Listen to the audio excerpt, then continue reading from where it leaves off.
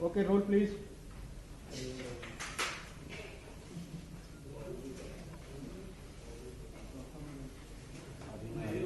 Audio नहीं आ रही क्या? सर ऑडियो नहीं आ रही। ऑडियो नहीं आ रही। सर ऑडियो नहीं आ रही, माइक ऑन कर दिए।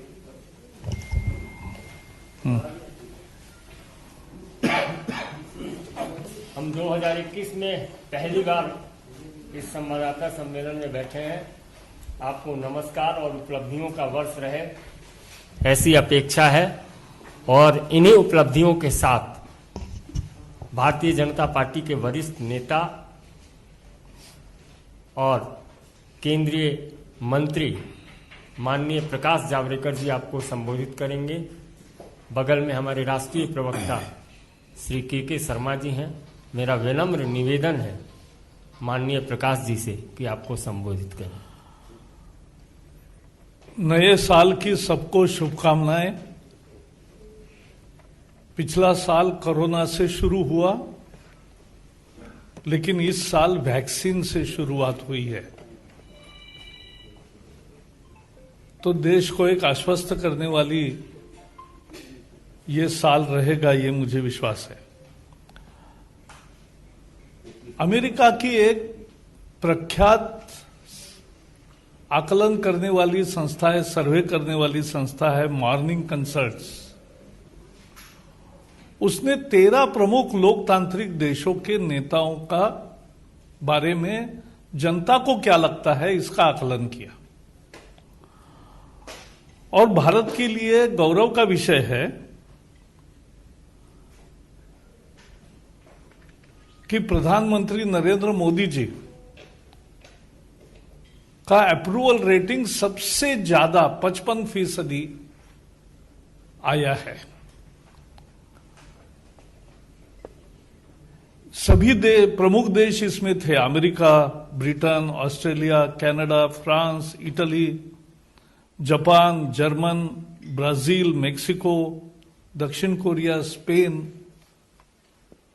सभी प्रमुख देशों के नेताओं के बारे में जनता का आकलन किया गया और उस आकलन में 55 अप्रूवल रेटिंग के साथ सबसे आगे मोदी जी है। 2 नंबर पर मेक्सिको के अध्यक्ष है मैनुअल ओब्रेडोर, उनको 29 अप्रूवल रेटिंग है उनका। और तीसरे स्थान पर ऑस्ट्रेलिया के है 27 है। यानी एक तरह से पहले और दूसरे में लगभग आधे का अंतर है।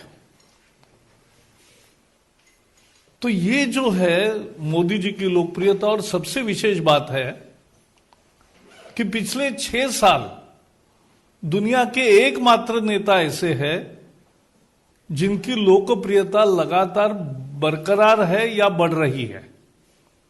6 साल, इट्स अ रेयर फिनोमिना। ये दुनिया में ऐसा नहीं होता। कभी सफलता रहती है, कभी विफलता आती है, कभी रेटिंग बढ़ता है, कभी कम होता है। लेकिन मोदी जी है कि जिनका रेटिंग लगातार बढ़ रहा है। गैलप इंटरनेशनल ने भी एक सर्वे किया था, तो जिसमें आया था कि 91% भारतीय मानते हैं कि कोविड के बारे में मोदी जी ने जो किया है काम वो बहुत अच्छा है। सी वोटर और IANS ने भी सर्वे किया है, उसमें 75% लोगों ने कहा है कि कोविड के बारे में मोदी जी की रणनीति बहुत सफल रही है। वर्ल्ड हेल्थ ऑर्गेनाइजेशन ने भी प्रशंसा की है। आपको मालूम है उनके विभिन्न कामों के लिए विभिन्न दुनिया के अवार्ड से उनको नवाजा गया है। ये बेहद लोकप्रियता क्यों है? क्योंकि मोदी जी दूरदृष्टि से सोचने वाले नेता है। देश की विकास की उनकी एक निश्चित विजन है और उसके लिए वो कार्यक्रम बनाते हैं और सफल करते हैं। देश प्रथम, यही उनकी धारणा है। देश के लिए सब कुछ और देश ही सब कुछ। इस धारणा से जो काम करते हैं, सबका साथ, सबका विकास, सबका विश्वास, आत्मनिर्भर भारत की दृष्टि रखते हैं, उसको लेकर आगे बढ़ना चाहते हैं। Made in India, made for the world, ये नारा लेकर आगे बढ़ते हैं। दुनिया में भारत का स्थान भी बढ़ गया, दबदबा भी बढ़ गया। आज हमारे पार्टी के अध्यक्ष जगत प्रसाद नड्डा जी ने भी इस आकलन के बाद मोदी जी की भूरी भूरी प्रशंसा करके अपना ट्वीट किया है। हम अगर देखेंगे कि पिछला साल एक तरह से कोविड का वर्ष था, लेकिन इस वर्ष में मुझे याद है जनवरी के कैबिनेट मीटिंग्स में, यानी भारत में 30 जनवरी को पहली केस आई, लेकिन उसके पहले से चीन में हुआ था, तो उसके साथ ही उन्होंने मंत्रिमंडल के सभी साथियों को यह अवगत कराया कि ये एक गंभीर संकट आ रहा है और इसका ढंग से मुकाबला करना चाहिए। तो ये पहले से स्वयं जागरूक थे, संकट आने के बाद नहीं जागे हैं, पहले जागे हैं और उसका काम किया है, लोगों को साथ लिया। कोरोना योद्धा एक नई टर्म तैयार हुई, जो फ्रंटलाइन वर्कर्स है हेल्थ में, और पुलिस भी होंगे या बाकी भी लोग होंगे जो समाज की व्यवस्था रख रहे हैं, उनके लिए उन्होंने, लोगों ने थाली बजाओ, घंटानाद करो कहा, और देश भर 120 करोड़ 130 करोड़ लोग उसमें सहभागी हो, यह अद्भुत नजारा हमने देखा है। ऐसे ही कोरोना योद्धाओं के लिए दिए जलाने का भी आह्वान किया था, वो भी आया, तो जनता को सहभागी करके लिया इस मिशन कोरोना में, कोरोना से युद्ध किया और लोगों को जागरूक रखा। और बहुत सिंपल नारे उन्होंने गढ़े, 2 गज दूरी, मास्क है जरूरी। दूसरा नारा भी सब में लोकप्रिय हुआ, जब तक दवाई नहीं तब तक ढिलाई नहीं। और अब तीसरा, दवाई आने के बाद उन्होंने तीसरा नारा दिया है, दवाई भी कड़ाई भी। तो सावधानी बरतने का अभी भी उनका सलाह सब देश को है। उन्होंने समय पर लॉकडाउन किया, इसलिए देश का नुकसान कम हुआ, नहीं तो 130 करोड़ के देश में यह बीमारी भयंकर रीति से फैल सकती थी। अमेरिका में 3 करोड़ लोगों को इन्फेक्शन हो गई। हमारा कितना हो सकता था। और आज दुनिया का सबसे ज्यादा रिकवरी रेट 97% यह भारत का हो गया। ये प्रधानमंत्री की दूरदृष्टि की सोच और नियोजन योजना, ये जिस तरह से किया उसके कारण ये हुआ है। हमारे यहां पीपीई नहीं बनता था, पर्सनल प्रोटेक्टिव इक्विपमेंट, मास्क नहीं बनता था, वेंटिलेटर नहीं बनते थे। आज ये सब देश में बन भी रहे हैं और बाहर भी अन्य देशों को हम दे रहे हैं। इतनी बड़ी, कितने लोगों को संक्रमण होगा पता नहीं था, तब उन्होंने बेड्स की योजना की, आइसोलेशन के बेड्स भरपूर हो, आईसीयू के बेड्स भरपूर हो, और उसके साथ साथ सभी स्वास्थ्य सेवा को इकट्ठा करते हुए नई योजनाएं भी की कि रेलवे के डिब्बे में भी अगर जरूरत हो तो कुछ मरीजों को रखा जा सकेगा। इस तरह की योजना करी, ये दुनिया में कहीं नहीं हुआ, वो उन्होंने करके दिखाया। दुनिया को पूरी दवा दी, हमारी हाइड्रोक्सो क्लोरोक्विन और बाकी भी दवाएं जो भारत की वैक्सीन्स और बाकी उपयोगी थे इस ट्रीटमेंट में, वो 80 से अधिक देशों में उसको रवाना किया। आज भारत शायद एक देश है कि जहां 4 वैक्सीन लाइन में तैयार हो रहे हैं। एक कल मान्यता मिली है इमरजेंसी प्रयोग के लिए सीरम के कोविशील्ड को, फिर भारत बायोटेक का आ रहा है, झाइडेक बायोटेक का है, और रशिया का जो स्पुतनिक आया है उसका भी हेटेरो कंपनी कर रही है। तो पूरी व्यवस्था देश भर में, उसका कोल्ड स्टोरेज की व्यवस्था, उसके ड्राई रन की व्यवस्था, आज पूरे देश भर में ड्राई रन हो रहा है।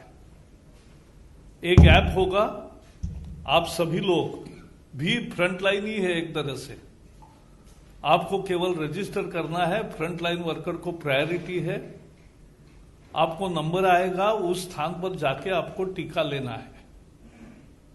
तो इतनी सुचारू व्यवस्था, ये सब उनके नेतृत्व की एक परिचय इस 1 वर्ष के संकट में मिला है। क्योंकि कोरोना जैसे संकट में सामना करते समय नेतृत्व की एक तरह से परीक्षा होती है, और इस संकट का जिस तरह से मोदी जी ने मुकाबला किया, उनकी लोकप्रियता और बढ़ी है। और इसलिए मैं मानता हूं कि ये पुरस्कार आकलन और सर्वे का जो नतीजा है वो बहुत महत्वपूर्ण है।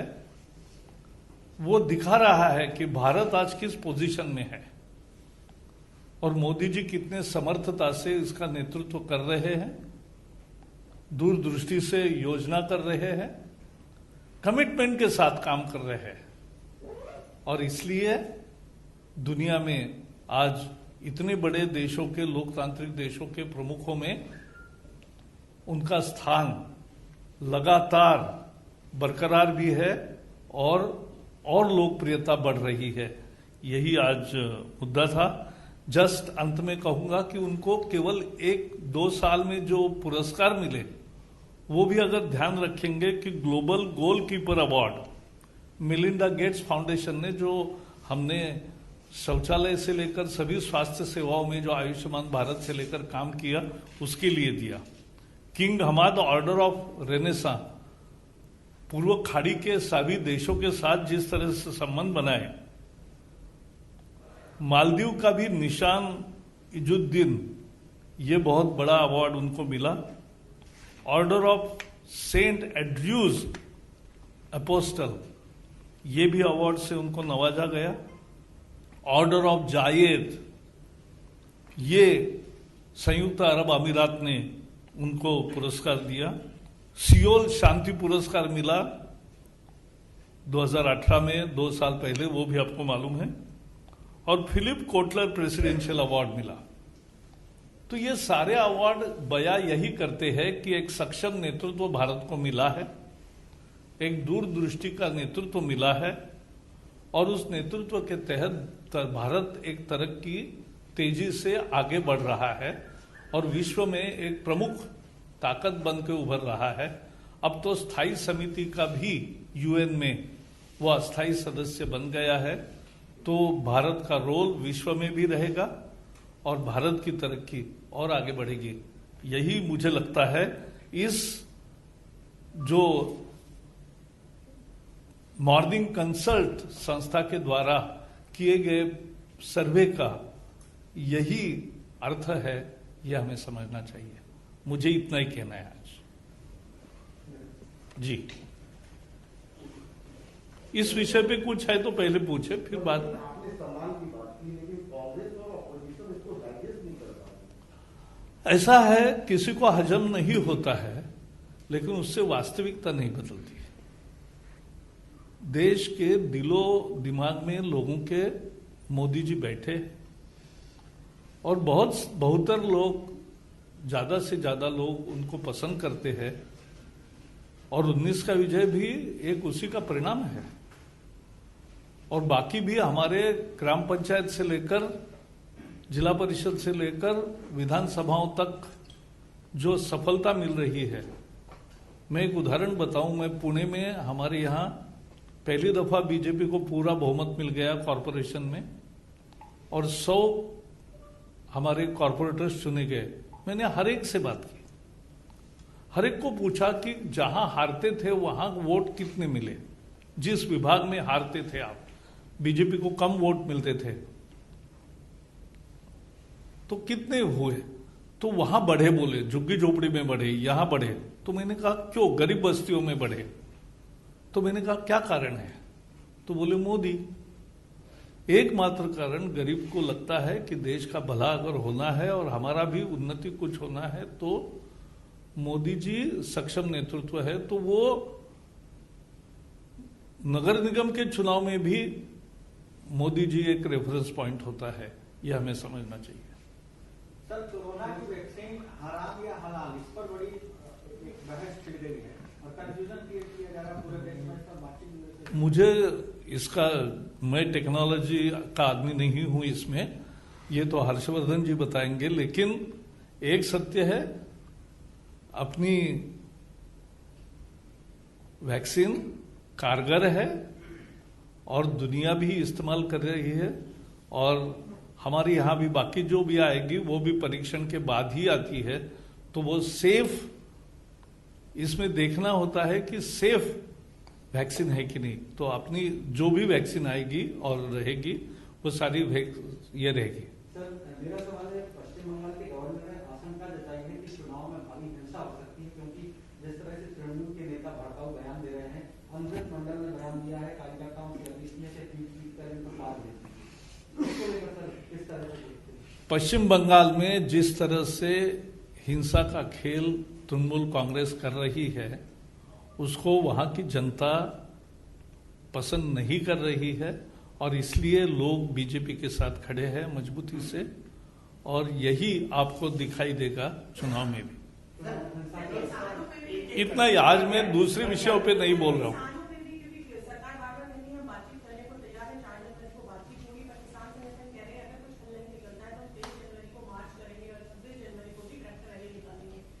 ऐसा है कि आपने देखा किसानों के प्रति राजनाथ जी ने जिस तरह से अपनी भावना प्रकट की, वो सरकार की भावना है।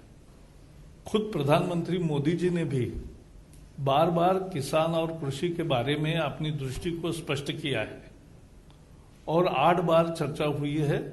4 तारीख को परसों फिर से होगी और हम तो आशावान हैं कि किसानों की समस्याओं में निजात होगा, उसमें समाधान होगा और समाधान के साथ यह आंदोलन भी समाप्त होगा और सब अपने अपने घरों में लौटेंगे, ये हमें विश्वास है। सर, आपने कहा कि दुनिया भर में तमाम जो अवार्ड तो बताते हैं कि पीएम मोदी की लोकप्रियता बढ़ी है कोरोना काल में जो काम किया। एक तरफ हम देख रहे हैं दुनिया में तमाम नेताओं की लोकप्रियता घटी और उन्हें सत्ता विरोधी लहर का भी सामना करना पड़ा है, जो एक बड़ा चुनाव हुआ उसमें। और दूसरी तरफ मोदी जी के नेतृत्व में चाहे जिला पंचायत को चुनाव हो, बीजेपी लगातार चुनाव जीती है। तो क्या सबसे अभी अपोजिशन को सबक लेना चाहिए जिन मुद्दों पर बोलने की? लेकिन अपोजिशन में कुछ नेता ऐसे हैं कि जो सबक लेने को तैयार ही नहीं है। हमें तो खुली प्रतिस्पर्धा का हम स्वागत करते हैं। देश के लिए एक से एक बेहतर कार्यक्रम देने वाले सोच के साथ कोई नेता काम करता है तो उसका तो हम स्वागत करते हैं, किसी भी पार्टी में हो। लेकिन आज एक तरह से एक बैंक्रप्सी जो दिखाई दे रही है वही मूल समस्या है। Last question. हाँ, सर,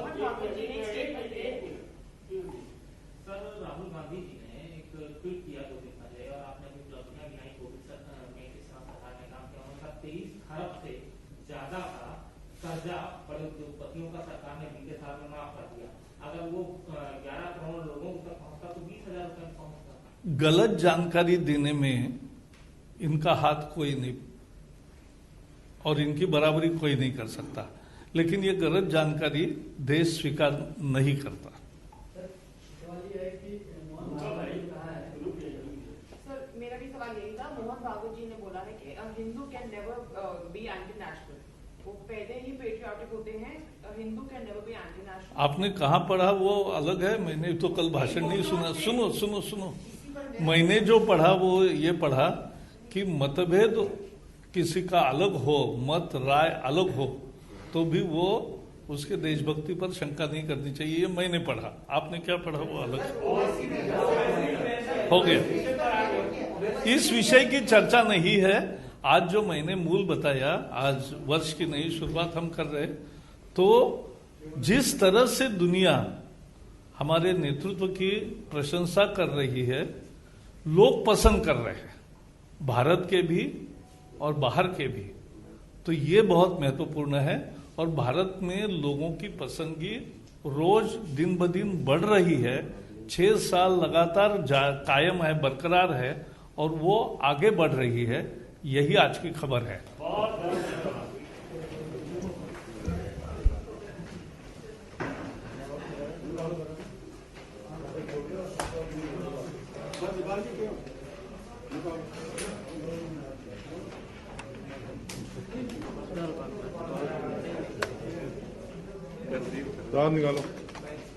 అమరావతి రాజధాని అయిన మన Guntur Sri Ayyappa real estate and consultancy వారి ఆధ్వర్యంలో కేవలం 25 లక్షల నుంచి ప్రారంభం.